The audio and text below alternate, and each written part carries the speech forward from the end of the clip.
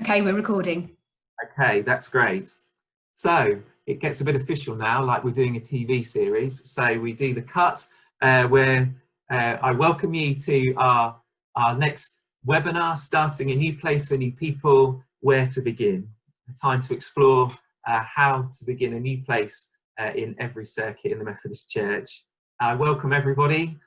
We've got over 100 people joining us today to reflect on this. I've got two amazing panelists with me. We've got Amy Wyatt, who is a pioneer and a planter in Staffordshire, and she's a part of the Oasis Community Church, and she's going to share her story. And we've also got a wonderful superintendent from East Anglia in the Ipswich circuit, who's going to be sharing what it is to begin something new in a circuit, and what the role of a superintendent and the circuit leadership team are in that. So today, rather than try and fit everything in, I thought we would focus on two areas of how we begin, rather than how we get a whole of a new place for new people started. So a new place for new people could be a fresh expression of church. Perhaps you're familiar with that language. It could be a brand new church plant that happens in a new town or another place. But there are key things to each new place for new people, and that is listening and shaping a vision. Without these two things at the beginning of a project, then very often they will fail. Not because people aren't committed, not because people aren't passionate, but because they perhaps haven't listened to key areas, key people, and perhaps listened to God or shaped a vision and shared that. So I just want to share this quote with you. It's a quote that I like a lot, and that I speak as someone who's a pioneer, but also who finds myself in a structural role. It's from a writer, Andy Crouch, and he's in Boston in the United States of America. It says, creativity cannot exist without order. A structure within which creation can happen. Without the darkened box of a theatre, films would lose their compelling power. Without the lines and space that make up written English, this book, that's the one he's written, would be a soup of letters.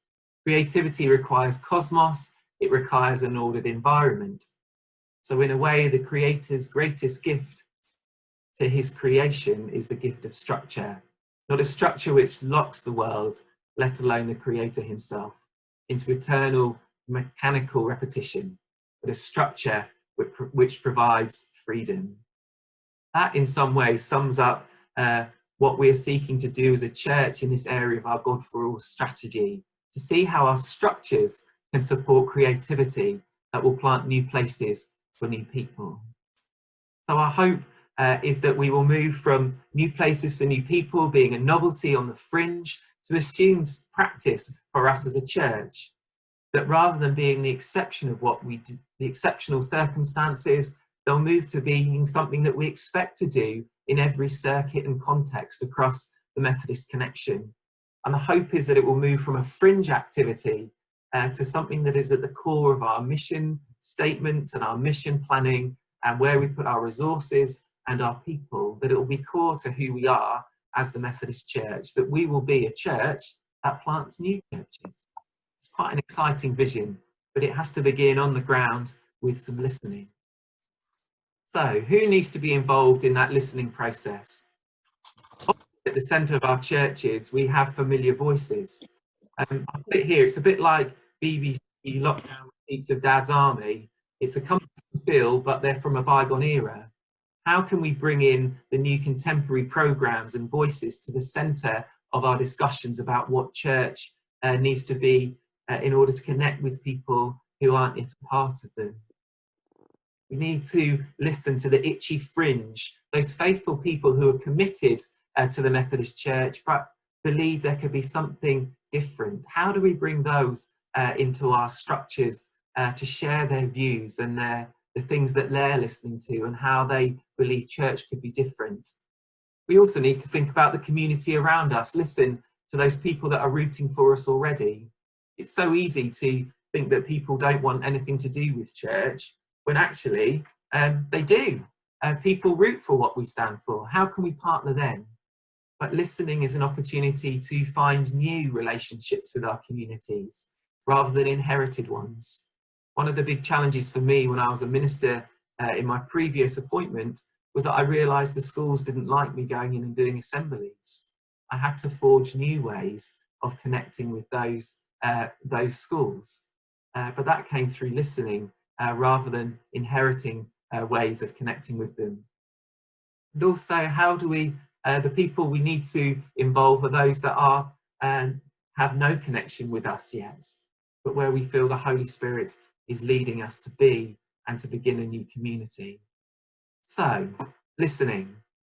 Every new place for new people begins with listening openly and deeply and widely. It takes time, discipline, and will be both humbling and exciting. I'm really struck by how when you listen to people that we seek to reach, when we listen to ourselves and to God, and we mean that we do that genuinely rather than out of a function or something we feel we have to do, we are both surprised by ourselves and by God and by our communities around us. So, listening to God. It seems a bit twee, a bit obvious that we should make prayer central to beginning a new place for new people. Actually, it's something that in our busyness and in our desire to do something new, we can very easily forget. So how can you pray into this? How can you listen to God? Who are those people that will pray with you for beginning something new?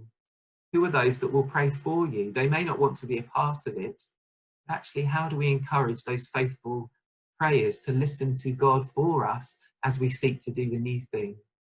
Who are those folks that have insomnia and can pray for you through the night? I could share lots of stories of faithful Methodist people who have prayed for work I've been involved in. Where can you pray? Prayer doesn't just have to happen in our homes, doesn't have to happen in our churches. How about going to areas of your community or your town and praying around it? Praying in the local park, in amongst the dog walkers, praying in the new town that's being built, praying in areas, in the new cafe that's just been opened, or wherever that may be. And perhaps as a vision begins to emerge, make sure that there is a week of prayer around things, seeking God on what might happen, asking God whether you're getting it right throughout that project. And new places for new people is a spiritual thing, not a programmatic one. We love thinking that we've ticked a job off the list. Actually, as we pray, as we seek God on things, we realise the work of beginning new things is about lives being transformed by an encounter with the love of God, not because we've ticked off the next thing in our circuit mission plan or the next thing we feel we should have to do. So the next folks that we need to listen to are to our community. It's important that we don't think that listening to our communities is looking at the latest census results or the population figures or what the local town plan is. To move beyond the safety of facts and accumulation of data, which are important, but to move beyond that to building relationships with those that are on the fringes of our church or those new communities we seek to reach. You will get bored over the next 5 years of the evangelism and growth team talking about the need for one-to-one conversations with key leaders. Who are those folks that you can take out for coffee and hear their passionate dreams for the communities you're a part of? Who is the person that knows everybody in the community?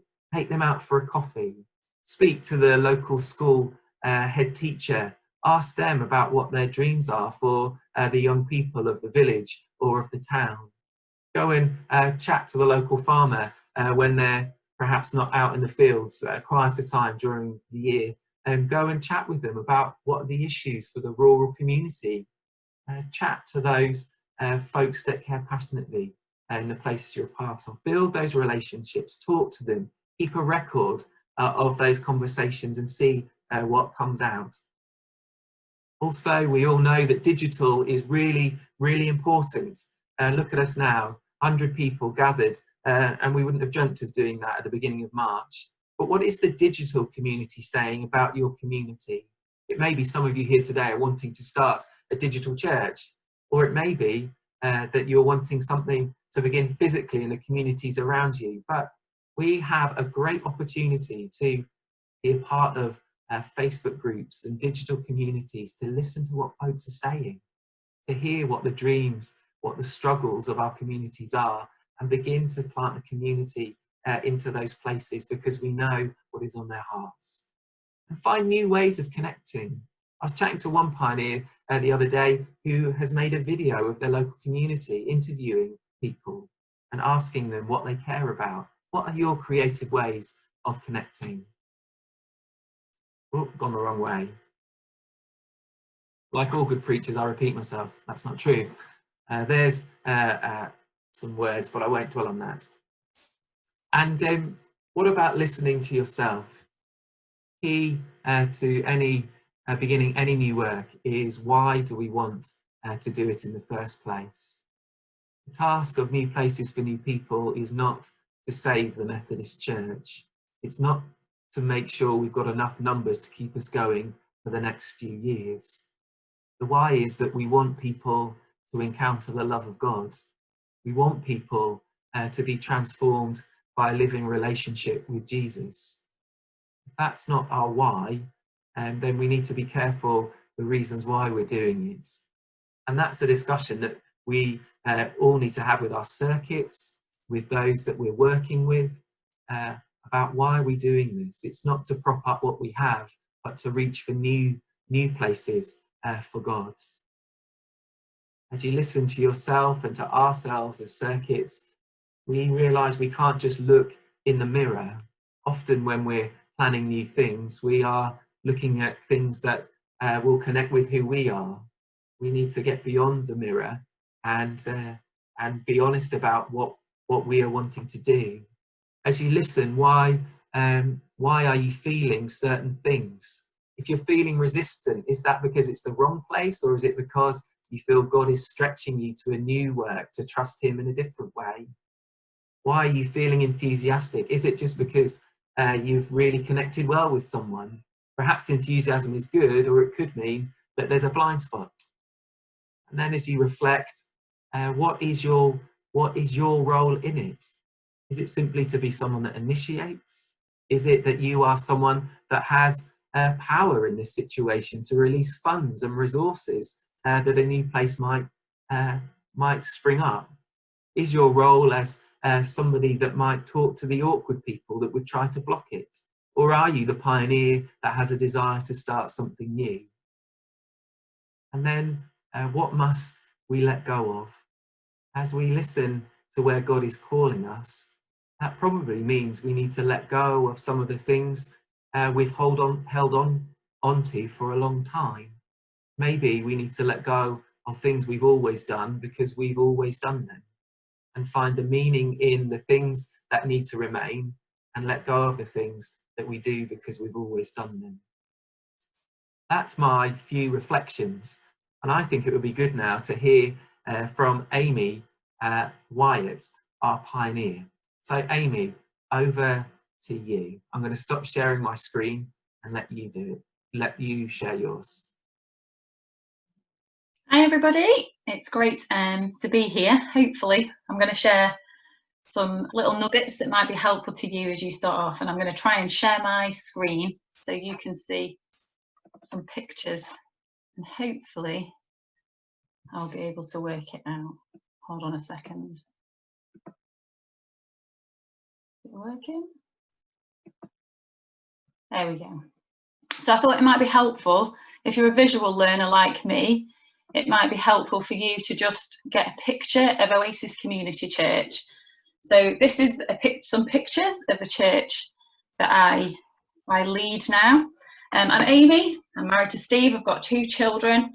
I used to be the associate pastor at Swanbank Methodist Church, which is part of the Stoke-on-Trent Mission Circuit. And about 7 years ago now, I was approached by my superintendent minister to ask if I would consider moving, repositioning myself, repositioning my family to a small chapel in the middle of rural Staffordshire. So move from inner city Stoke, which is really rough around the edges and gritty, to a really nice community in rural Staffordshire, and to a chapel which is literally in the middle of nowhere. I know there's a few people who are tuning in today who can really picture where we are as a church physically. So that's me, and that's where I am. So me and my husband prayed, and we were like, is this where we need to go? And we went to visit this little chapel, which had a congregation of 34, real mix of ages. Hadn't experienced any growth in a long time, other than when people had babies. They were quite good at making babies, it would seem. But other than that, there'd been no real growth. And so we prayed about it. Was this the right place for us to go to? And me and my husband went to visit and felt like, yeah, this was where God wanted us to be. And so we made a move. And the idea was to experiment with the superintendent and the circuit, where the concentrated leadership would make a difference, where the concentrated leadership, one leader for one chapel, would make a difference. And hopefully from the pictures you can see that it made a difference. So we now get, on average on a Sunday, about 70 to 100 people that worship with us. And we don't worship in the chapel anymore. We've outgrown the chapel. So we worship in the town hall now. We've worshipped in village halls. We've worshipped in youth centres. We've moved around an awful lot. So when the government said, you've got to close your churches, that didn't really impact us a great deal, because we were already out of the buildings, and in other places we were quite nomadic. So in some ways God had prepared us a little bit for lockdown. So that's where we are. Next slide. So Matt's just asked me to set the scene. So I've already told you about the history, Oasis, and where it was. Part of the history was Oasis, the members of Oasis had got frustrated with the circuit that they were part of.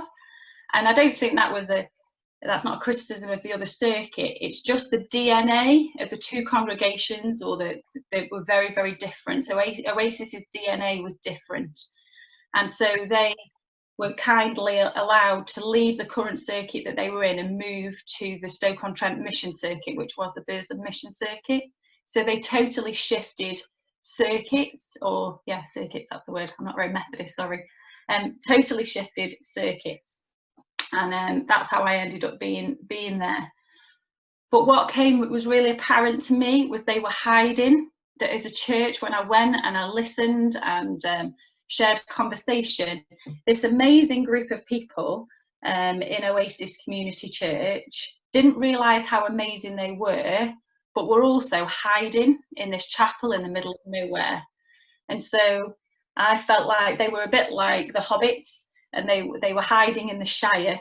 And then my job really was to, first of all, help them to realise what amazing gifts and talents and vision God had got for them as a church, and get them to go out of the Shire and go out into the community and let people know that they were there. Oasis had been there for years, but the local community didn't know it existed. This group of people were there. And so first of all, mine was to kind of communicate out into the community and where we were and what we were like. I put open hearts because I don't believe Oasis would have had the growth that it's experienced if it wasn't for God, if it wasn't for his faithfulness and his provision, but actually if it wasn't for the open hearts of the people in that chapel, old and young, were open to change. And they were small in number, but they were open to change, and they let this crazy woman from inner city Stoke come and make changes. They didn't like them all, and some of them made that very clear, but they recognised that change was necessary if this chapel was going to experience new life. And also as a circuit, and I think Derek will probably talk a little bit about that in a bit, the circuit, the Stoke-on-Trent Mission Circuit, and the superintendents that I've served under, John Hibberts, Ashley Cooper, and now Catherine Stevens, are all permission-giving superintendents, not afraid to take risks, not afraid to let me go loose in the community. And I don't believe if they weren't that permission giving, willing to take chances, willing to take risks, that Oasis would have experienced the growth that experience is experiencing, actually. So, next slide. How have we listened to get where we are? I think it's a bit like, I know I've put it in a square, but I'm not very good at technology. It's a bit of it should be in a circle shape. So the first thing that I did when I got there was get to know the people, listen to the people. Like I've just already said, I don't think they realised what an amazing group of people they were, and it kind of needed pointing out. And what I needed to do was work out what resources were in the church, because I've tried to pioneer some great ideas, only to realise I don't have the resources to run with it. And I've learned the hard way in that actually the key was to go, who's in the church, what makes them tick, what are they passionate about, what are the resources within the church, and that has to shape the vision, because I can't go off on a bender and do something wacky and crazy if the people in the body of the church aren't up for it. It's not where they're at. So the first thing I did was try to get to know the congregation and the skill sets, to work out what resources we've got and where the passion was. And the next thing I did was get into the community and started to find out where everybody was hanging out, in the gyms, in the youth and community centres, the different projects that are happening, the local food bank, churches together groups, etc. So just started to get in and out of the community, into the schools. How are they doing? Can I help in any way? And this is me kind of scenario. So listen to the congregation. Who are they? And what are the resources in there? What is the community? What is their heart? What do they like? What makes them tick? They like exercise. They definitely like exercise in that community. And sport is pretty key for them.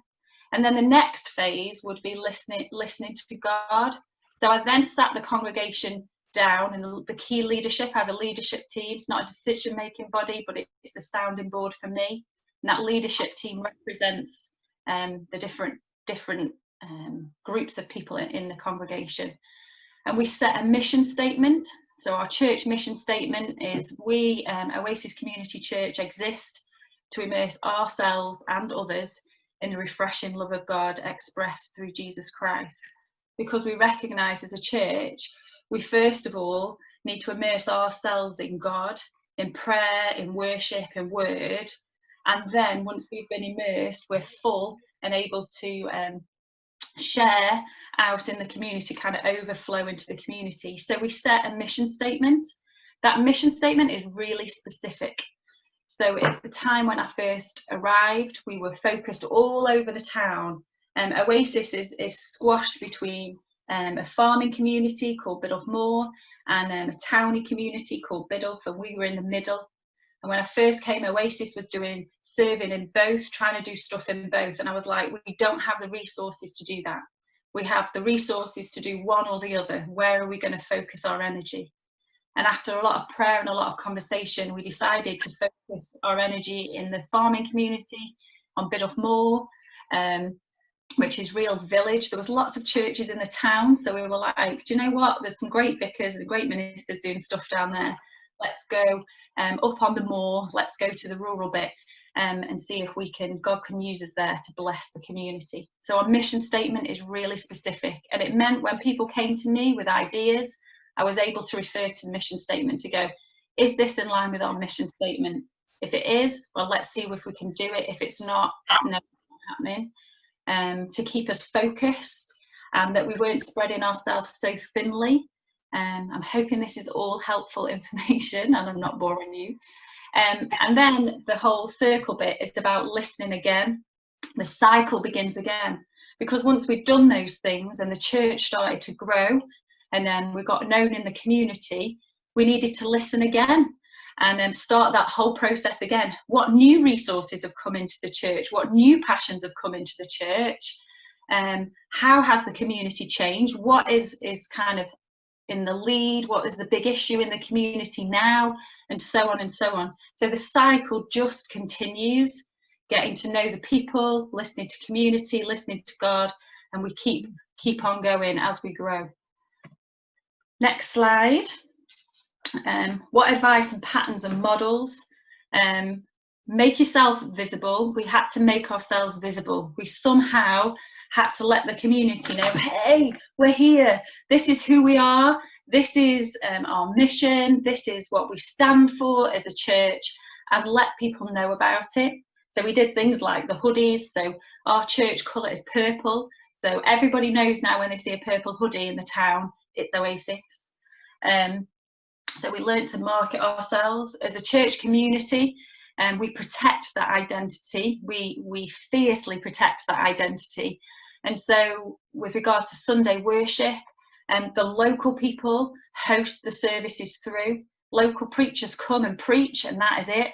The church runs every other element of the worship, because preachers will come and go, whereas the members of the church are the familiar faces. So when visitors come, if they came one Sunday, the people at the front that they'll see are the familiar faces, predominantly the familiar faces.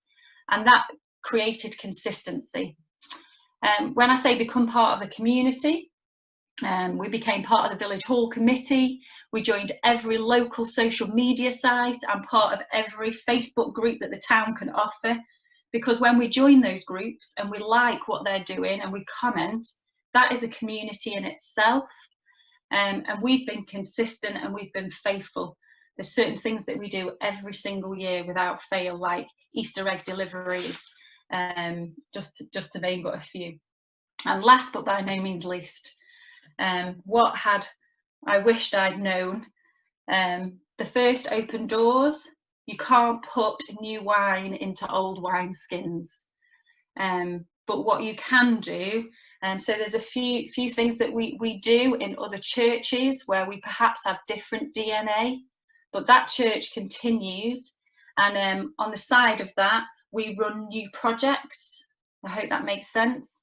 So and also other churches approached us to ask if we would plant into their churches, and those conversations were a road crash, total road crash, because what I fast learned was people wanted us to come in and be like them, when actually God had called us to be something different. So I learned, when people approach me now and say, Amy, will you come and do this in my church, etc., my next comment is always, well, you go and talk about it with your leaders. You come up with a vision for what you want it to look like, and then get back to me and keep throwing the ball back. Because when I led the conversation, I was the big bad ogre. And I got battered on occasion, so I wished I'd known that. Give time for change, push, start something new, and then give it time before you make any other big decisions. And pace yourself. I am a bit of a workaholic, I know myself, and I realise I've got to pace myself, because if I run too fast I'll lose my church. So pace yourself. Just be careful, just because the door's open doesn't mean to say you've got to walk into it. Get to know the door, what's behind the door that's been opened in front of you before you step into it. So there you go. I've spoken at supersonic speed, and I hope something in there was helpful. And that's me. Thanks, Matt. Amy, that's fantastic. It's been great to see the chat going along, people loving what you shared, so thank you. I'm going to quickly go to Derek for his little, his 10 minutes of significant input to us before we go into our breakout groups in a moment. So Derek, over to you.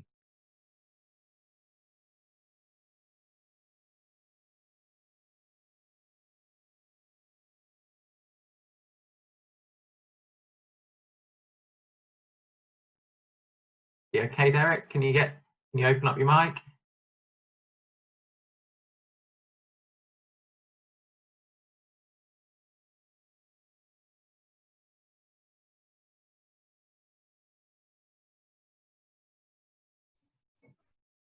Sorry about that. For some reason, my mouse had disappeared off my screen and I was struggling to find it again.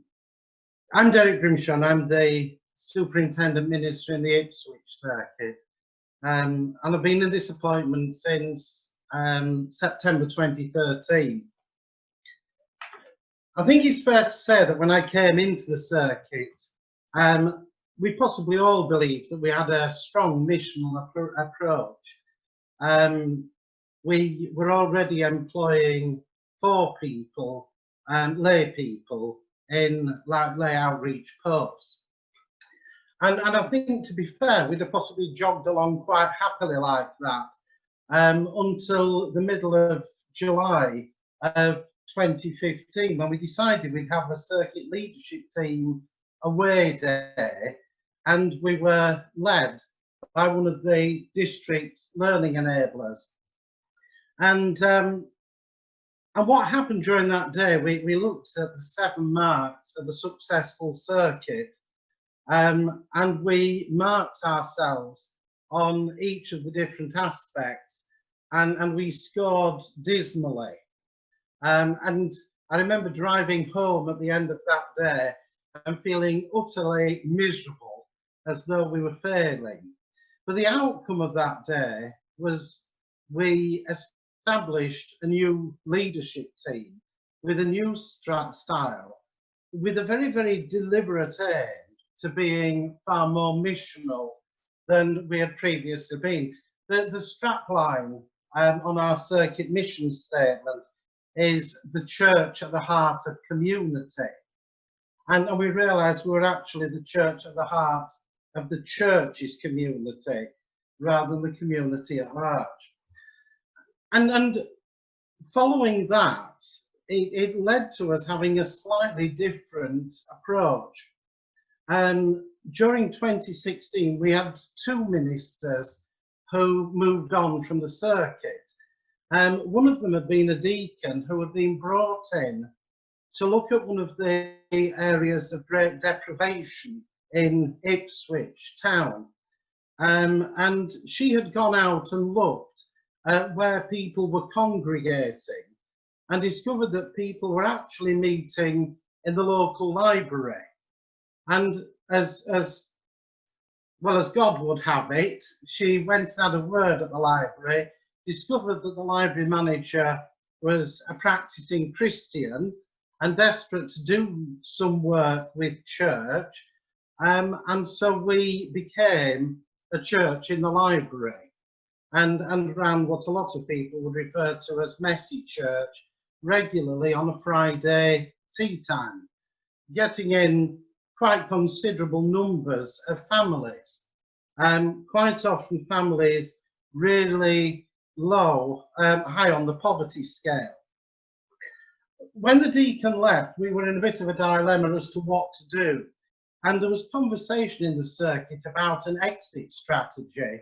And that seemed to be completely wrong, because it should be about succession planning.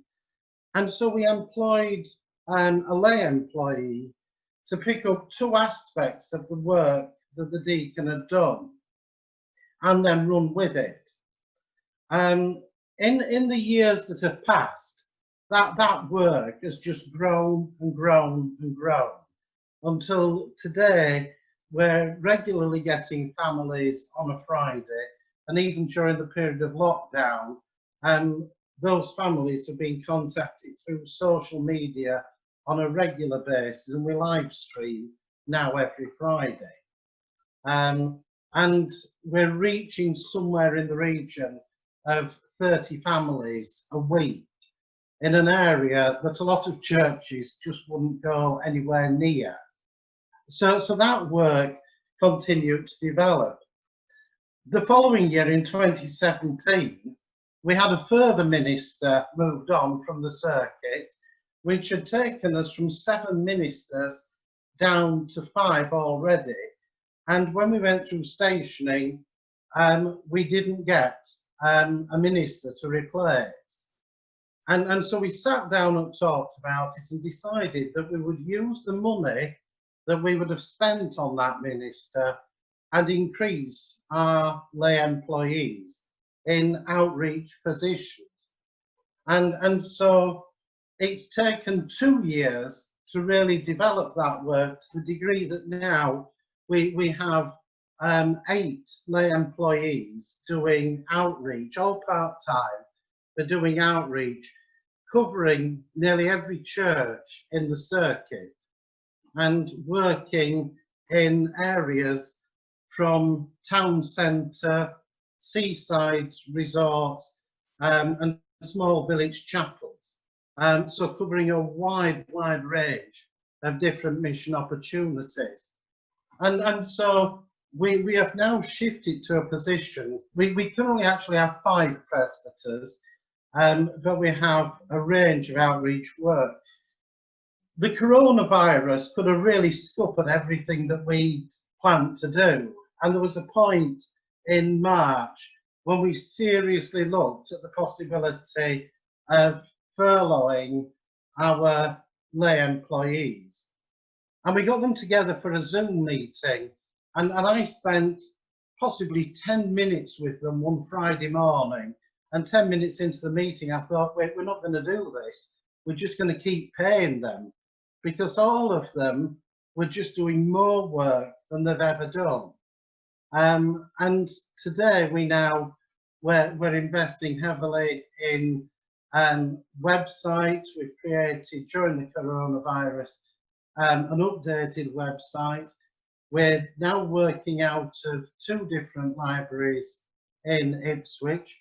We have a community choir on one of the large areas of deprivation, and that's meeting every week, and finding it very interesting putting together Zoom clips of singing different pieces of music.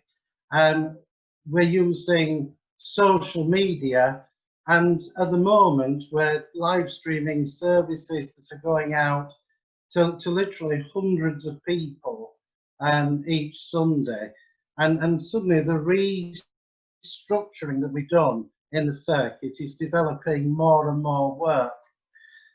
I had a conversation with Emma Nash last autumn, and Emma rang to see if as a circuit we'd be interested in being involved in transformational leadership.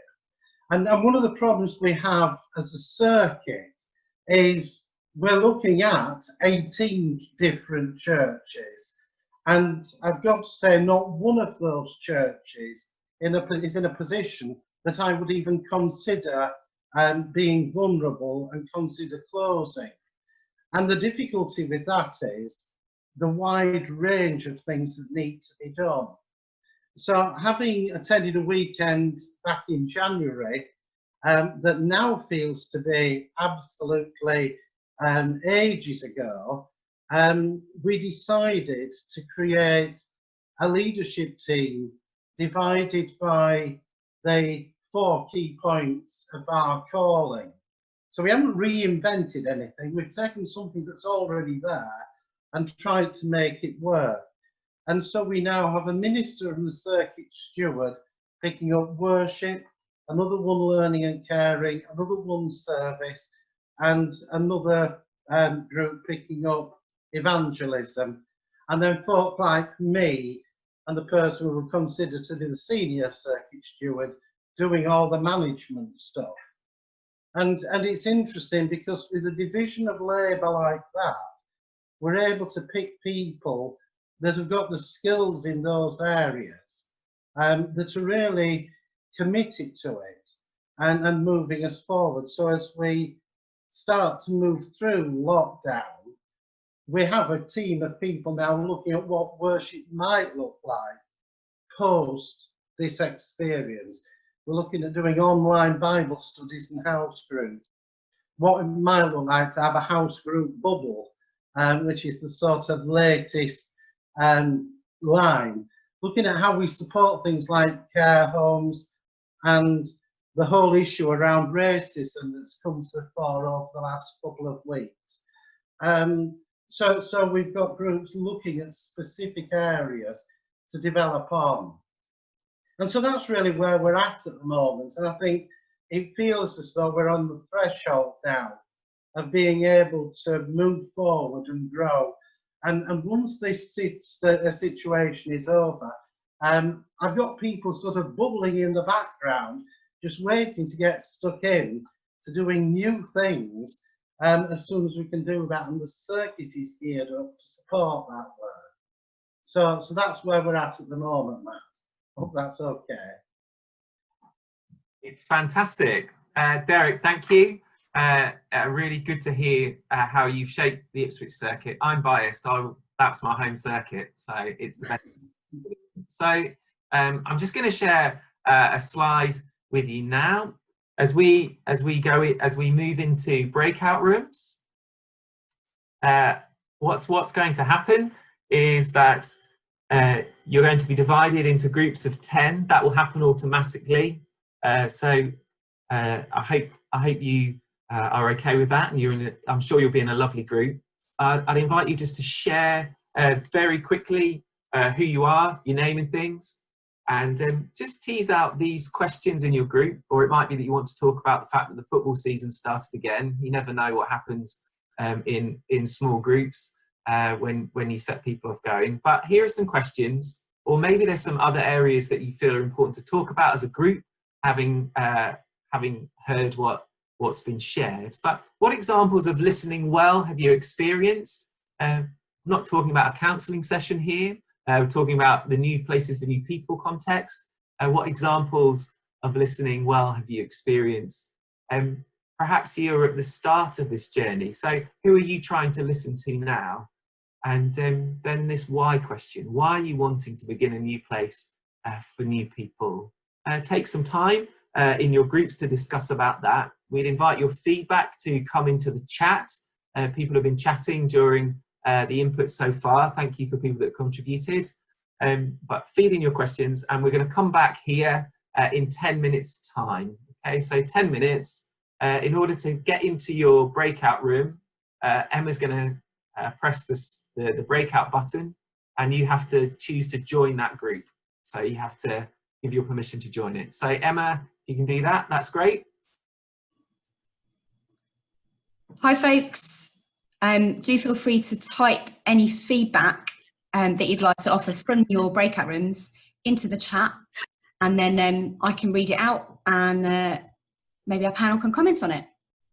So do feel free to just type in the chat one or two key insights from your breakout room.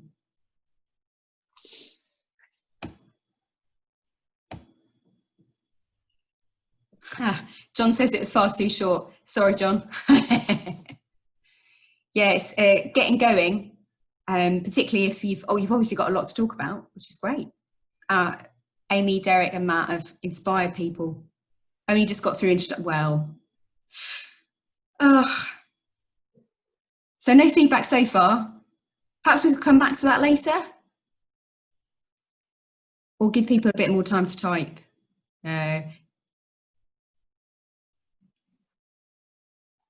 Oh, that's interesting. Kate says one of our group is listening to people who hate the church. Interesting.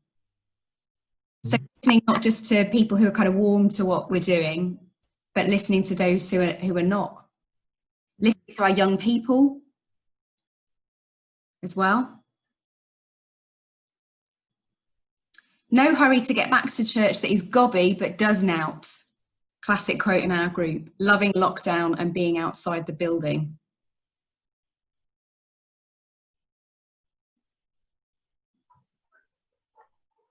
We've got someone going off to run a virtual toddler session. That's very energetic.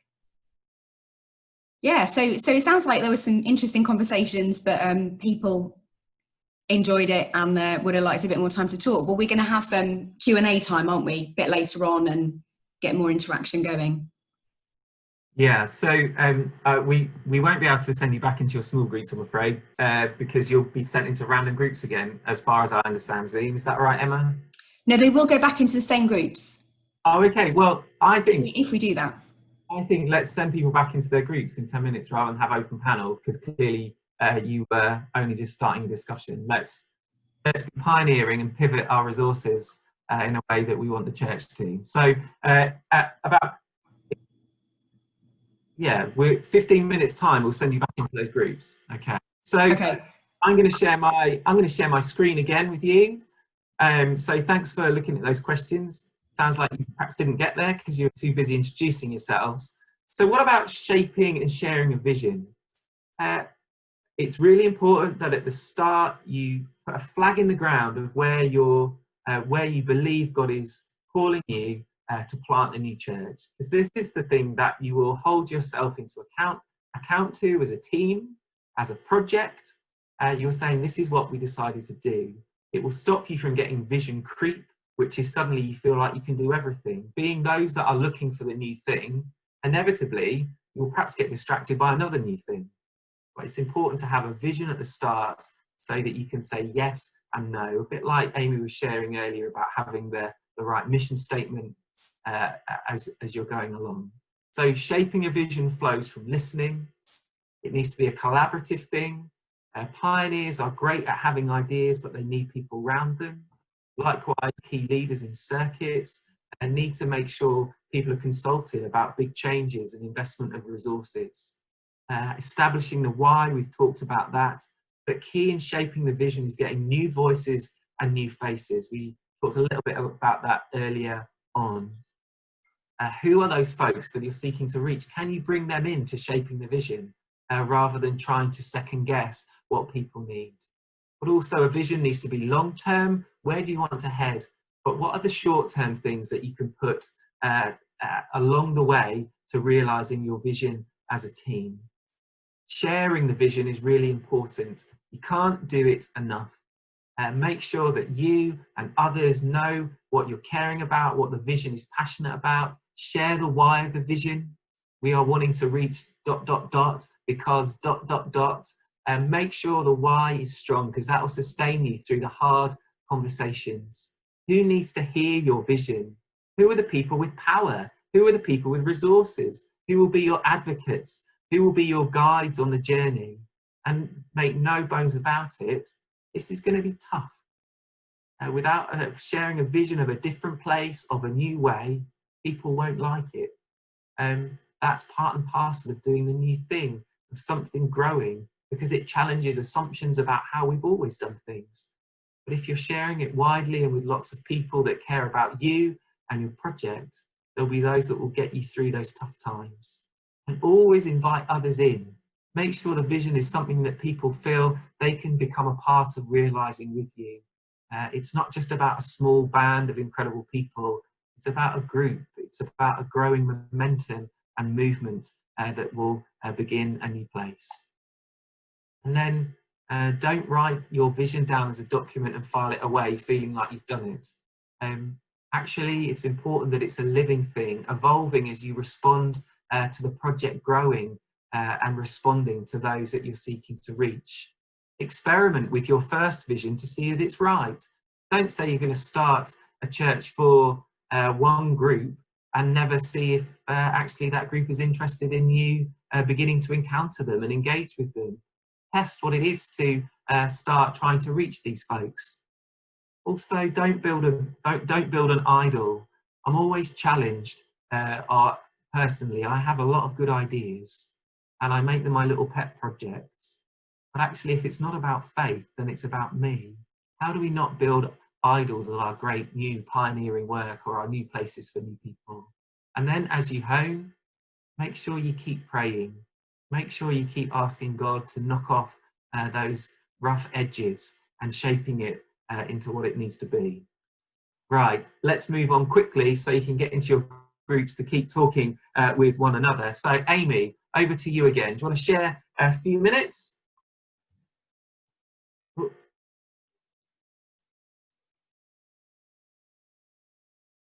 Sorry, Matt, just tell me what I'm doing. I was just replying to a comment. Okay, fine. Derek, do you want to share, and then Amy can catch up? Okay. I think as far as vision's concerned, one of the things we noticed was as we were going through the process as a circuit, we were forced to be reactionary. I worked in management for 30 years before entering circuit ministry, and I've got to say, I'd spent years being told to be proactive rather than reactive, and to plan for things and to be strategic. And it felt very uncomfortable for a period of possibly 3 years, having absolutely no mission statement apart from a tagline, and just reacting to situations as they cropped up.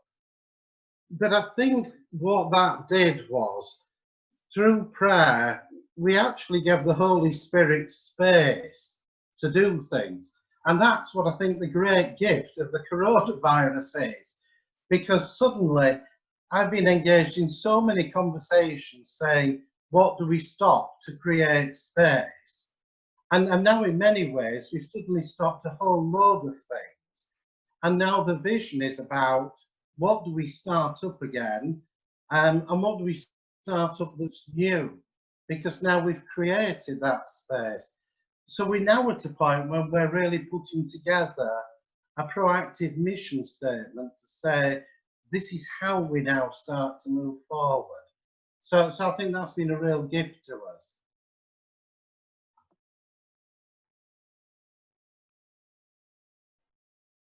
Do you want me to share now, Matt? Sorry. Yeah, great. I was about to say, yeah, over to you, Amy. The only thought that's come into my head about vision and is, first of all, regularly in every church council, I read out the mission statement and the aims and who we are and our identity. So that's really clear at the start of any church council meeting that I'm chairing. And so that's at the forefront of all the decisions. Everybody in my church can say the strapline really easily, so they know it like they're bored of it now. But I went to the launch conference in Wigan, which is run by Ivy Church Manchester, which is all about multiplication, church multiplication.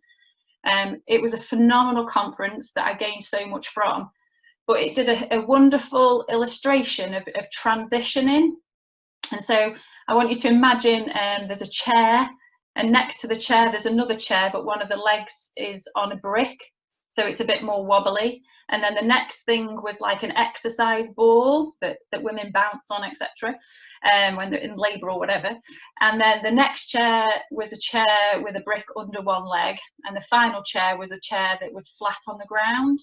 And it talked, in the conference they were talking about, this is how transition and change happens. So you start on a really stable chair and it feels comfortable and it's safe, and then the Spirit of God causes you and asks you to transition into new, and so you step onto the next chair and it's a little bit wobbly and it feels a little bit unsure, and you're tempted to go back to the first chair, but you're being called to move forward.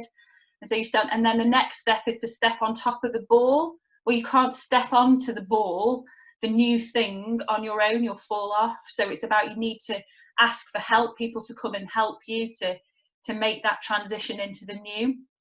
And then you step off the ball with help from others onto the next chair. So you step in further into the new, if that makes sense. But that chair's still a little bit wobbly because we still remember what it used to be, and we're tempted to move back because we're tired and we're exhausted, etc. And then eventually you step onto the secure chair, which is totally stable. And once you've been there and you've landed where you feel the Spirit of God has called you to be, you just start the whole process again and transition. And actually explaining that process to my church helps them, I think, to realise, okay, this is a journey and this is what it's going to feel like, and this is potentially what's going to happen. But if we're going to step into the new, we need to do this process. And so now we kind of know what it feels like to step into the new, and it's not always easy and it's not always comfortable and it's a little bit wobbly and stuff. But God is if we want to step into the new, we need to do that. And I think just explaining the process helped the church to realise, okay, if we want the new, we'll just go through that process. Does that make sense? Fantastic. Thanks, Amy. That was great. So it may be that you have your own experiences of working with circuits on trying to share vision. It'd be great to share some of that in your groups that we're about to break you back into. So we've got another 10 minutes for you to pick up the conversations that you felt you didn't get round to. Perhaps begin answering some of the questions if you didn't get round to them, or perhaps comment on something about your sharing of vision. So Emma, can we put people back into their breakout rooms?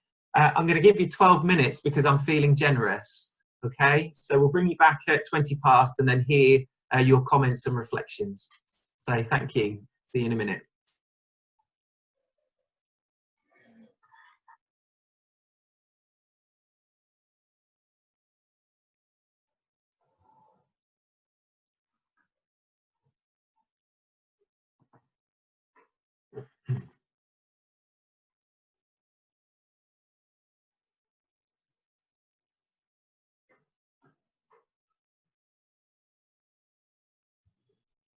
Thanks, Emma.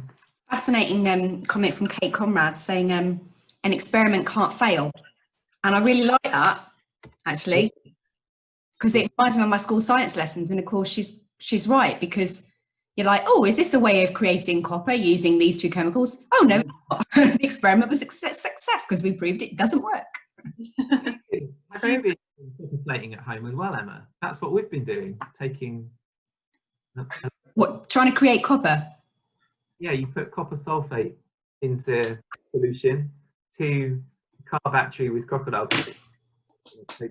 Oh, is that what's electrolysis is the electro plating. Yeah, that's the one. Yeah, it's great fun. We did that yesterday. So yeah, I probably remember you saying that, and my subconscious is dragging that out. I'm trying to think of a science analogy, and yeah. I think it's good to put them back into groups because that's what they were wanting. You've probably had that mode from people already, like Emma in other webinars, but let's bring them back and comment on any more chat. Is that okay? It's so quick to do with Zoom, and I think it's good to be responsive. Trying to get the amount of time right is tricky, isn't it? 10 minutes is often quite tight. Thinking about it, if the smaller the group, the less time they need to get going. Yeah, okay. If there isn't a host in there, I think if there's someone who's going to host the conversation, you wouldn't allow them to spend forever deciding. Yeah. Or maybe it's about shifting. You're reflecting on this all the time, Emma, aren't you? Because you're really heading this up. But maybe it's about longer content, longer group. Be back at the end. It's like Kate said, it's about experimenting. I'm still very much in experimental mode. I'm now much more comfortable with Zoom, so I'm feeling like when the first webinar we did, I was like sweating, kind of stuck to my computer. Whereas now I'm like, oh, I can go and pick up an apple from over there, and it's fine. I haven't got to be fixed here because I know what I'm doing. But yeah, I mean, still in terms of how to run a webinar. So we're doing one on committing to anti-racism. Ali, I didn't know you from Ipswich. Yes, many moons ago, yeah. Okay.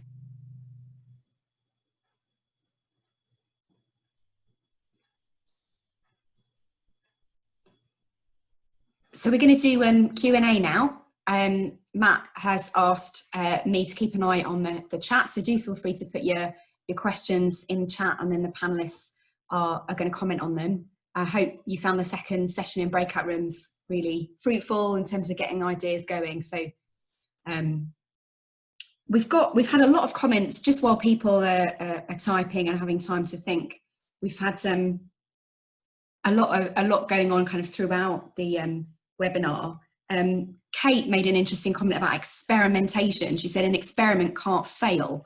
Would you guys agree with that? And permission to fail being really important?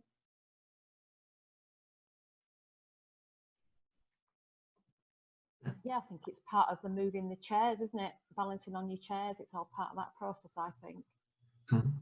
Yeah. And Derek or Amy, have you got any reflections on that as kind of that permission to fail? That sense of making. I've been having some coaching through the Methodist Church, some leadership coaching stuff, and they would say you start a new project and then you assess it, and you might think it's a failure, but it's not a failure. You will have learned through it. Might seem like a failure to you, but you would have learned something from it. And then you start the circle. It's all about circles, you see, guys. And then you apply what you've learned from it and try again. So just because something in your head has failed the first time doesn't mean it's a failure idea. It might just mean process or tweaking or something else, and then you start again. So I've done some epic fails, but I learned some great stuff through it about myself, about the church, about the community, and then you can apply that learning as you move forward, really. Oh, I've got loads of fails. Thank you. Important question here about pioneers. A couple of people saying, some are saying we can't afford pioneers post-lockdown. What does Matt have to say about that? I've spotted what folks have been saying as well. I agree with Ben that it's a time for innovation, and it's a time for us to invest in pioneer ministry. And it's very easy for me to say that on a webinar and to speak it to like-minded people. But I do think it's a time of challenge for us as a church and those that are in charge of resources, both locally, district-wise, and connectionally, where we say how do we invest in what God is calling us to do post COVID-19, and it's central to our strategy that will go to conference this year, that we need to start releasing our pioneers and resourcing them. And the hope is that will impact on circuits, and you'll see more circuits like the Ipswich one that says, how do we invest in the new thing? There are resources, it just might be that they're in the wrong place. So the message from me and from a lot of people is that we need to begin think about where our resources are going and to put them into the new thing, and not simply supporting what's always been there. Can I ask a question? Would you put it into? Can I ask that you put it into chat? Would that be all right? Just because there's so many in the webinar, there's nearly 100. If you pop it into, chat, then we'll be able to respond. Thanks so much. So thanks for responding about finances. Interestingly, someone came back saying what we think about money shows how we think about God. Very interesting. There's a comment rather than a question about not wanting to go back to the way things were. How do the panelists feel about that? We're really, Catherine, my superintendent's starting half of her sabbatical during lockdown for the primary job of reflecting on where we're at, because what we don't want to do, I think the temptation is, as soon as lockdown's gone, we just want to go back to where we were, the familiar, go back to the stable chair, if you like. But what lockdown has done is it's forced us onto the exercise ball.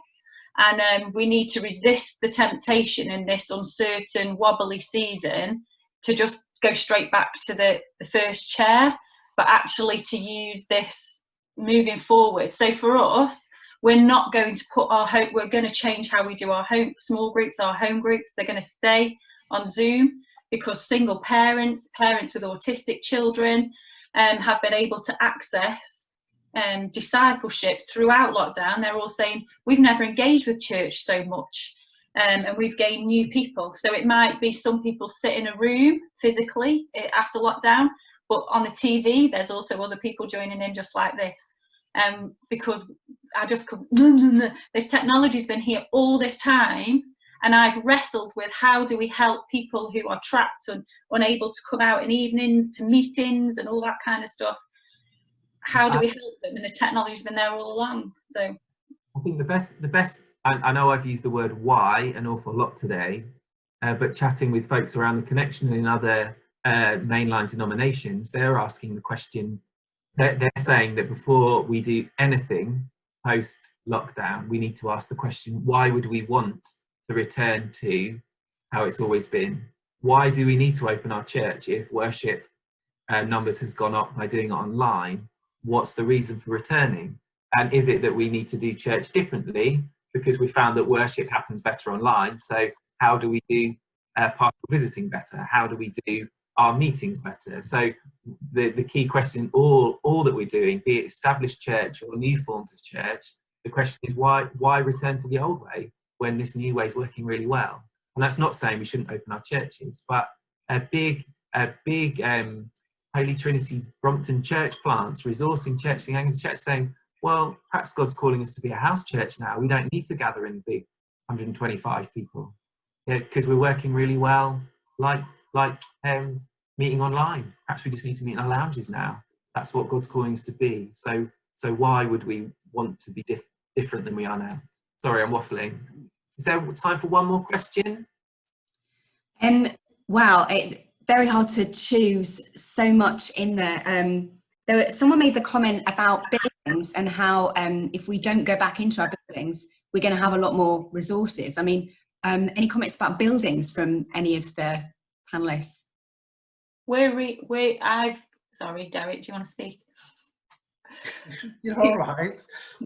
We're reimagining our chapel, so we still have the chapel. We don't worship and minister in the chapel. We minister in youth and community centres, in, like I said, in town halls, all that kind of stuff, but we still have the chapel. So during lockdown, we've been working on our chapel and we're reimagining it. So it'll become a place for counselling and retreat. We've been in contact with art therapists, and I think we just need to reimagine our churches for the work of God, but in a new way. So it's a great opportunity for that. I think as far as we're concerned, possibly because we've got so many of our churches that are in a similar situation to what Emma's saying with Oasis, where our church is quite often at the heart of the communities, and they are community facilities and are being used by the wider community a lot of the time. And I'm not sure that we would approach it in the respect of selling a building to do the work. I think what we're trying to do more than anything else, we've funded nearly everything we've done through personal giving. And I think if people are committed to the discipleship of giving, God's gracious and he'll provide us with the resources. So I think that's where we're at. I would see where we are sitting at the moment, that closing, there's possibly one building that we might close and look at using a community facility instead. But that's one over what potentially from September is going to be 22 churches. Yeah. So thanks, Derek. Thanks, Amy. And I think I would want to put out there that a key part of our emerging strategy would be about how we use buildings, just selling them off, but are they in the right place? How do we get the right people into them for the right time? So for me, it's right time, right place, right people. How do we get that for our buildings that perhaps have a congregation that has faithfully served, but there now needs to be a new congregation because the building's in the right place to serve its community. And so that will be one of the areas we'll focus on in our pioneering and church planting strategy, is about replanting into some of our existing buildings. And I had a conversation this week, Matt, with somebody from Hope Into Action. I think I mentioned it to you before, and Derek does similar, but it's not with Hope Into Action in Ipswich, about empty manses. That could we use empty manses or even my chapel as a home, like housing for homeless or housing for refugees, and it's also ministry but a form of income. So the rental, and it's using the buildings for mission and ministry, but also generates income and resource, as well as we'll use it, I'm sure. But yeah. So I'm conscious that we've gone to 11:30. I want to say thank you everybody for joining us. If you wanted to make contact with us, there's lots of information, and hopefully there'll be more information post-conference on our website. It would be great for you to join some of our other webinars. They're there, especially the Conference Fringe event. We'd love to fill that up with a couple of thousand people if we can. I don't think we'll get that many. If you've got any questions about New Places for New People, then I'm that contact, so you can find my details online on the Methodist website. As you go, I've got one question for you, which is to say what action might you take as a result of your discussions today? And so who is it that you will listen to after today's webinar? Who will you listen to after today's webinar? And who will you share your vision with as a result of today? Who needs to hear about what you feel God's calling you to do? It may be that that's not there yet, but in the future, who might you share that vision with? Who are the key people? So who will you listen to after today? and who will you share your vision with? So thank you everybody for joining us. It's been so lovely to see all your faces, some new ones and some old ones. So we hope you have a great rest of your Friday and a lovely longest day of the year. If it's anything like here, it's tipping it down with rain, so not much sunshine. So bless you, and see you at another webinar. A question in the chat about would it be possible for the unanswered questions to be looked at and some answers given later? I mean, Graham, hi. I mean, I guess actually, if the panel are happy to stay on for 10 minutes, we could talk about them now and it'll just be in the recording. Would that be all right? Yeah. Does anyone need to dash off? No. Okay. So we had kind of a flurry of comments sort of at the last minute. People obviously take a while to get going, and then we run out of time. So mixed economy, Sally asked about mixed economy. She thinks it's time to really engage with this. What do you think that's a helpful concept, the art of mixed economy? Some churches doing pioneering things, some churches doing perhaps more traditional ministry, or is it a get out?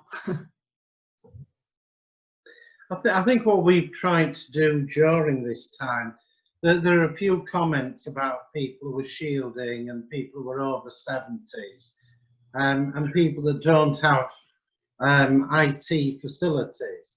And we've made a very conscious decision to produce documented paper copies that we can post out. So we're doing regular mailing lists.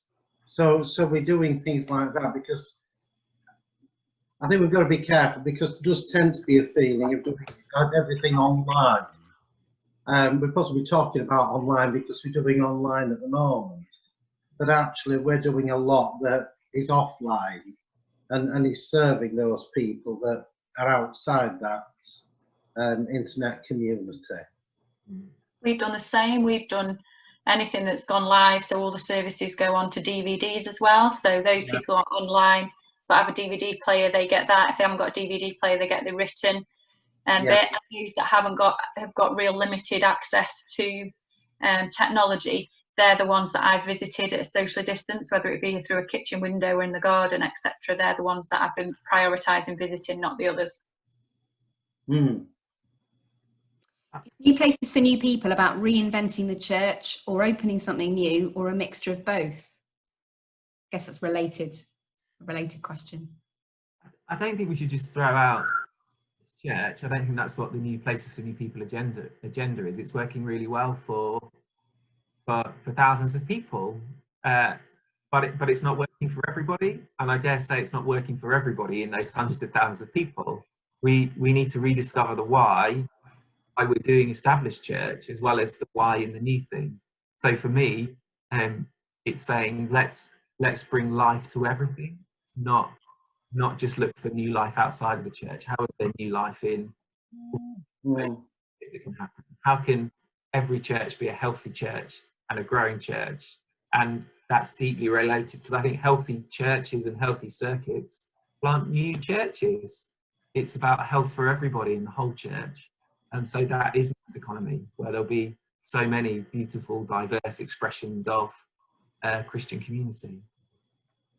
I like to think as well, there's opportunity. I'm all for giving the voice to the voiceless, and I think a lot of the Black Lives Matter stuff is about actually making sure we give a voice to the voiceless, and so I think it can. So as an example, like, you can have a church functioning just fine, do you know, but actually there's a group within that wants something new, or to try a new way of doing it, and that can be running almost in the same building but at a different time, in a different way, in a different place.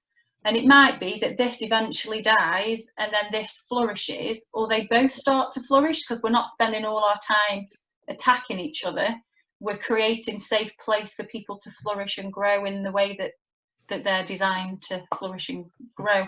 But it requires the beginning people, if you like, to let go and just not try and control this and let this happen.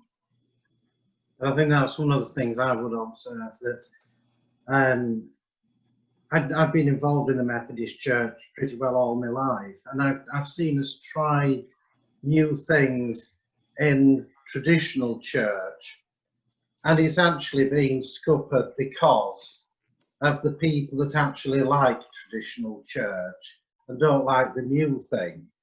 And over the last 15 years, I've not been in the ministry very long, but over the 15 years, I've found being far more successful in running sort of parallel with keeping going with traditional church, but introducing something new alongside. And there's been a feeling sometimes that real success is when you knit the two together. And I'm resisting that now, because the work we're doing in libraries, I don't think any of those people will ever come into traditional church.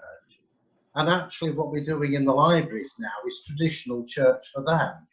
Mm. And I think that's got to be the way we work forward. I don't think we should be seeing it as success the moment they sit in a Sunday worship and listen to a sermon, because I think it's success where it already is. Yeah. So I would say my Messy Church congregation is a congregation in its own right. Yeah, absolutely. And the people that attend are now part of the running of it, but will never probably, well, I don't say never, they might, and some have, but become part of Oasis. But that's okay. That is where they grow in faith as a family, and will create their, I'm sure Messy Church will rebirth a new seed of something for themselves as well, and that's okay.